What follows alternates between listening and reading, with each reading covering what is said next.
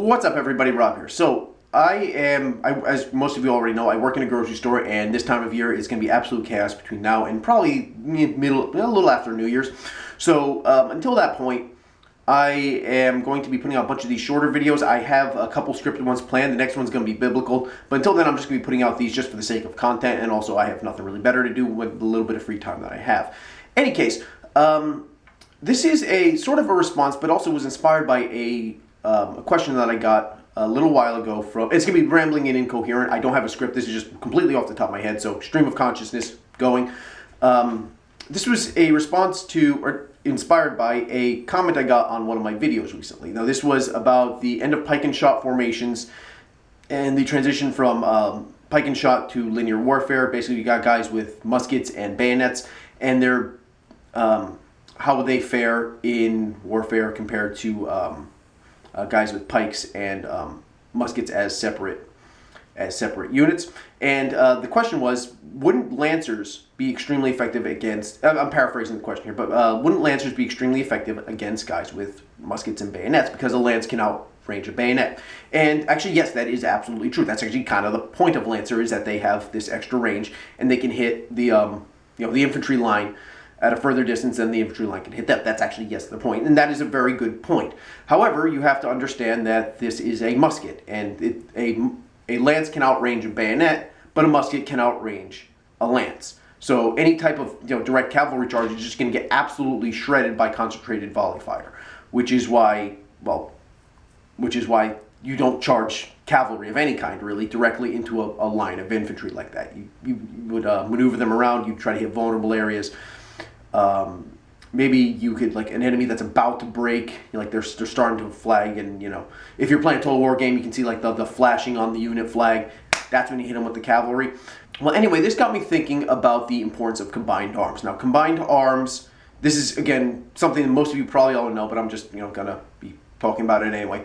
Anyway, combined arms has been around since organized warfare came into being. It's been like the Assyrians practiced it. We do it all the way up to the modern day. And something that does come up though when in our community here, where we talk about a sort of military stuff, is people get very wrapped up in a single troop type or single weapon or a single piece of technology that just turns into like Wunderwaffen, as they would be known in World War II Germany. This one weapon that's just going to change the tide of battle. They could sort of exist, but that's not really the point. The point I'm trying to make, though, is that it's really a combination of various factors and various troop types and various technologies all working together seamlessly, or as seamlessly as possible, that makes victory possible, as opposed to a single thing that just turns the tide of battle. Now, weaponry and technology, that is vastly important. For example, you have a weapon or an army with modern-day weaponry, more advanced weaponry, they're going to have a massive advantage over somebody that doesn't. I mean, just look at colonialism, like the quest for Africa and all those other places. The Europeans show up with modern firearms, or what was modern for the Victorian era, and you have the locals, and they're using spears. Maybe they got some rusty muskets from about a century earlier, and it's an absolute trouncing. I mean, yes, there are some exceptions like in Sonlawanda, or I'm sure I'm mispronouncing that, but you know which battle I'm talking about. And the British did lose, but the Zulu also outnumbered the British there at like 10-1, and they also took massive casualties on the way. So yeah, you have a side with spears and shields and such against a side with rolling block or even some automatic weapons, Gatling guns and all that stuff. Who do you think is going to win? Exceptions apply, but let's be honest here. But the point I'm trying to make, though, is that you have two armies of comparable technological level.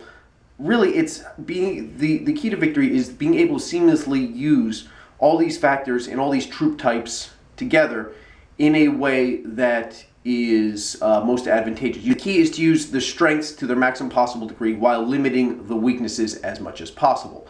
So we see that I don't want to get into World War II because I'm not hugely familiar. I get the basics down here and there, and I don't need because I'm already going to be chumming the waters just by bringing this up. I don't need the Verbus showing up and the Soviet apologists. I don't need these guys. But I'm just going to say it. You see the arguments all the time. You have guys saying like, oh, the Tiger tank is the best tank of the war. Just I don't know if do they say that. I don't know, but it's the Tiger tank is vastly superior to the M4 Sherman. And one-on-one, yeah, it absolutely is. Fine, I'll grant you that much. Or the T-34 is the best tank of the war. Maybe it is, maybe it isn't. I don't know. I don't know enough about it to make a judgment. The question, though, or the point that I would bring up is, okay, great. This tank alone is superior to that tank, whatever type you want to fit into, X and Y, and plug in whatever you want to that equation. Okay, that doesn't mean anything. That really, like a single tank being better than your opponent's tank doesn't mean anything. There are tanks. That's not how wars are. It's not like Tiger versus Sherman, or Tiger versus T-34, T-34 against Churchill, or whatever it is. That's not how it works. The way wars work is as many tanks as we can bring, and as many tanks as they can bring, and artillery, and air power, and infantry, and and they have anti-tank capabilities, and mortars, and here's a very important one: industrial capacity and logistics. Oh, great, you have like the greatest tank in the world. Well, it's broken down in a ditch somewhere. Well, congratulations, it's useless. Oh, congratulations, you have the most disciplined, best army in the world. Well, congratulations, they don't have food and ammo. Great. So it's all these things working together that makes an army successful. Now, that's all I'm saying about World War II. I've already probably set the comment section alight with, arguments that I really don't want to deal with. So let's go back to the Napoleonic era, or Pike, little past Pike and Shot. We'll go Napoleonic era, maybe a little before the linear warfare. There are various troop types, but you got cavalry, you have infantry, and you have artillery. And I'm just we'll talk with that. And I'm speaking very broad terms here. There are many different types of cavalry, different types of infantry, grenadiers, and fusiliers, and all that stuff. But we'll just say, as a general rule, you have those three things. And I'm leaving World War II behind, so don't even bother. I'm not touching that one anymore. So everything has its strengths and weaknesses. And you have to, as a commander, you would need to maximize these strengths and minimize the weaknesses of it. So let's start with the base of an army. You have its infantry. Now, the great things about infantry are, first off, there's a lot of them. There's always an economic component to warfare. Logistics, like I said before, logistics are important.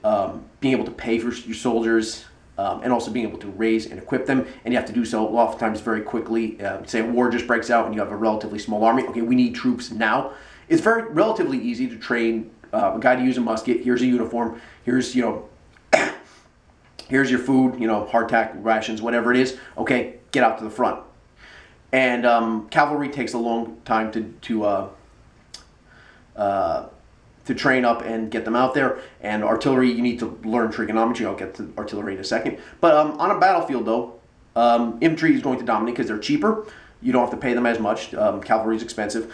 And they also are very good defensively. You can march about to a particular point, and they can just dig in and just hold ground. Sometimes they can literally dig in. They have shovels and trench tools and field fort. Everyone talks about linear warfare like this of guys marching in open fields, and that did happen. But they put up all kinds of stuff like earthworks and trench lines and all that kind of stuff. They did all that sort of thing. You can have them during, say, your enemy has trench lines and siege, or just to say a fortress, a fort of some kind. You can't really charge cavalry at a fortress. So, okay, you got to use the infantry. They can actually climb ladders and use scaling ladders. They can, breach. There's a breach in the wall somewhere. You send the infantry in. So they can be used offensively in that regard. They can also be used defensively. They can dig in, hold a particular place very well.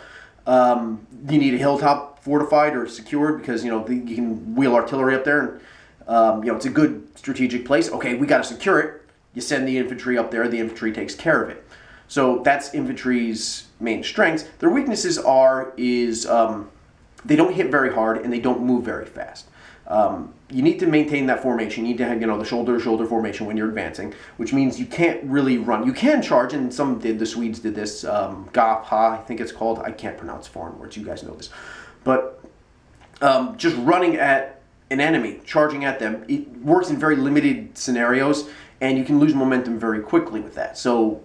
And cavalry can hit way, way harder. A full charging cavalry force, yeah, they can hit way harder than a bunch of guys running. So on the offensive, they're mediocre on the offensive, but they're really good in a defensive way, and just overwhelming your enemy with weight of numbers because you have more of them than anything else. So that's infantry strength. Now you have cavalry. Like I said, they hit really hard and they can move really fast. So for example, it's like, look, we need to get troops over there right now. You would actually have a special troop type called the dragoon, which was basically their cavalrymen, but then they would dismount, fight on foot like infantry, which is the best of both worlds. So we need that hilltop secured right now. The enemy's moving towards it. Okay, send the dragoons there. They can get there really quickly. They're on horseback. They charge up there. They then can dig in real quick, and they can fight its infantry, so they have the defensive capability of infantry, but then they could basically hold the line long enough for an actual infantry regiment to, say, get up there and actually, hold properly. So that's the benefit of cavalry. They also can be used for scouting purposes, and they can also be used for scouting and reconnaissance. And also, if there's, say, a gap in the enemy line, like hussars were used for this. Not the winged hussars; those guys were armored lancers. Well, you could use them for this too. But say, for example, oh look, there's a gap in the enemy line. Look, if we can get troops there really fast, they can hit really hard there. Okay, go right there now, and they would just charge in and blow apart the line. Cavalry can do that. Cavalry can do that way, but they can move way faster. It would take they can cover the amount of ground that an infantry regiment can cover in a couple minutes. They can do it in a fraction of that time. So they can seize opportunities. They can move very quickly. Specialized troop types, dragoons, can hold ground for a limited period of time. The downside, though, is that they really are terrible on the defensive. So cavalry is really terrible if you're trying to, say, defend, defending the hilltop, dragoons being an obvious example, but cuirassiers, lancers, hussars, if they're up on like a hilltop somewhere, they're only really effective when they're charging down, when they're charging at the enemy. If they're just staying there, they're actually a bigger target because they're this giant target. They're a guy on top of a horse, and yes, the horse is a completely viable target. Plus, muskets are so inaccurate. Even if you're not aiming for the horse, you're probably going to hit it anyway if you hit something. And you're a big target, and if you are surrounded by infantry, they're shoulder to shoulder, you're going to have more infantry per length of the line. I'm sure there's a linear distance. I don't know, but you know what I mean. You're going to have more infantrymen than cavalrymen, so they're going to be overwhelmed. And you can only really, when you're a cavalryman, you can only really attack in one way. And that's like downward, whether it's a downward this way or downward this way, or it's downward. And if you have a guy with a musket, you can block, bayonet, stab and block. It's the British infantry drill. They would do that sort of thing. But where the attack's coming from. And while he's dealing with you, he's got like 3 other of your friends right next to him, stabbing the horse, taking the horse's legs out from underneath him, all that. So they're really terrible on defense. They make their forget what Rome Total War tells you, or any of the Total War games. You don't get the cavalry stuck in. You hit them with something and then you withdraw. Then you hit rally, reform, and then you hit them again. You don't, like you see in movies or like Total War games where they're sitting there and they're like in the middle of infantry and they're stabbing and hacking. That doesn't happen. You die pretty quickly. So you hit them, you overwhelm them, and if the enemy doesn't break, you withdraw, you reform, you hit them again. You don't stay stuck in like that. So terrible on the defensive. And the last thing was, another thing about cavalry too is that they are expensive. Horses are expensive. Training guys to actually ride a horse and be able to do so in a combat environment, that's not like a leisurely ride. Like if you know how to ride a horse, that's not the same thing as riding a horse in a combat environment. It's a very specific skill set that you need to practice, and there's a lot of very intensive training involved with that. The average person probably does not have that. And so because of this,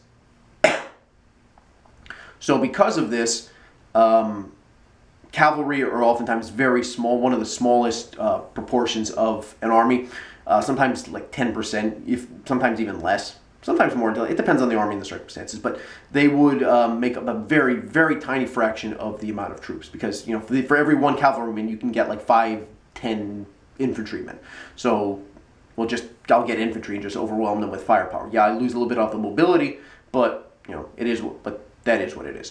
Anyway, expense. Logistics always matter. And finally, you have the artillery. Now, the great thing about artillery is they're very powerful. You can actually, if depending on the type of fortress and the nature of a fortress, you can actually blow apart fortresses. Yes, I know there's difference between field guns and siege guns, and yeah, I know that, but that's not the point. That's way beyond what I'm talking about here. But you can actually take on a fortress, depending on how well it's constructed and what kind you have. You can project your power way, way further out. You can shoot way far out in the distance, and you can also do a lot of damage, especially as they come in close. You can have things like canister and grape shot, and you can just like flatten entire enemy ranks, just infantry, cavalry, whatever, charging at you. However, again, they are expensive. Cannons are expensive. You can get think about the amount of material used to make one cannon.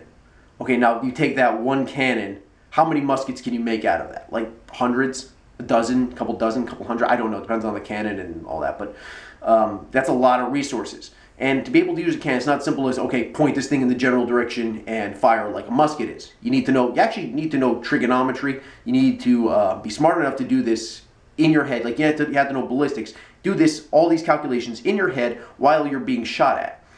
So it is like cavalry. They made up a very small proportion of the army because of economic reasons and just logistical reasons, but also more to the point though is that they are extremely vulnerable in close quarters. Like, is the enemy standing directly in front of your cannon? No. Okay, you're not going to do much against them. Yes, I know grape shot will spread out and yeah, fine, but like they're in and amongst, like, okay, fine, you're shooting at them and now they're in amongst the guns, like they're among you. You're dead. You had to have infantry support there to defend you. If not, you are going to be overrun. Like a cavalry charge, like they hit you on the flank or something like that, you're unsupported like that, a cavalry charge will just run right over you. They will, an infantry, okay, a line of infantrymen, they get close enough, they'll just level their muskets. It's actually happened during the Civil War. They during the first Battle of Bull Run, there was a Union artillery battery, and there was a Confederate regiment that came up close to them. They thought it was because people's uniforms were kind of weird at that point, but whatever, that's another story. They actually got like within relatively close range. They just leveled their muskets and boom, just fired and just leveled. Like the entire battery was just silenced right there because they got that close.